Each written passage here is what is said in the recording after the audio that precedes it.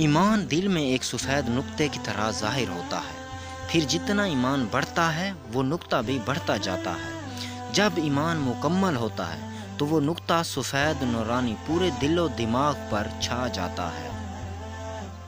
ان لوگوں پر اعتبار کرو جو تمہاری 3 باتیں بھانپ لیں، تمہاری ہنسی میں پوشیدہ درد، تمہارے غصے میں تمہارا پیار اور تمہاری خاموشی میں پوشیدہ وجہ۔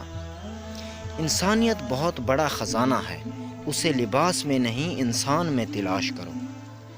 رزق کے پیچھے ایمان خراب مت کرو، کیونکہ رزق انسان کو ایسے تلاش کرتا ہے جیسے مرنے والے کو موت۔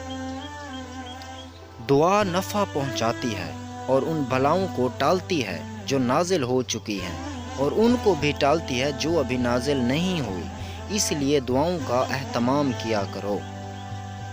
اگر تم نیک لوگوں سے میل جول رکھو گے تو تم بھی نیک ہو جاؤ گے۔ کبھی بھی دوست کو دولت کی نگاہ سے مت دیکھو، کیونکہ اکثر وفا کرنے والے دوست غریب ہوتے ہیں۔ کبھی اپنے دوست کی سچائی کا امتحان مت لو، کیا پتہ وہ اس وقت مجبور ہو اور تم غلط فہمی میں ایک اچھا دوست کھو بیٹھو۔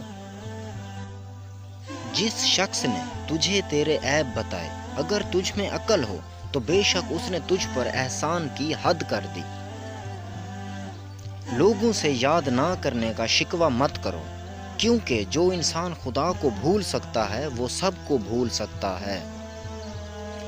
مصیبت میں ہو تو کبھی یہ نہ سوچنا کہ کون سا دوست کام آئے گا، بلکہ یہ سوچنا کہ کون سا دوست چھوڑ کر جائے گا۔ جو شخص تمہارا غصہ برداشت کر لے اور ثابت قدم رہے تو وہ تمہارا سچا دوست ہے۔ اگر انسان کو تکبر کے بارے میں اللہ کی ناراضگی اور سزا کا علم ہو جائے تو بندہ صرف فقیروں اور غریبوں سے ملے اور مٹی پر ہی بیٹھا رہے۔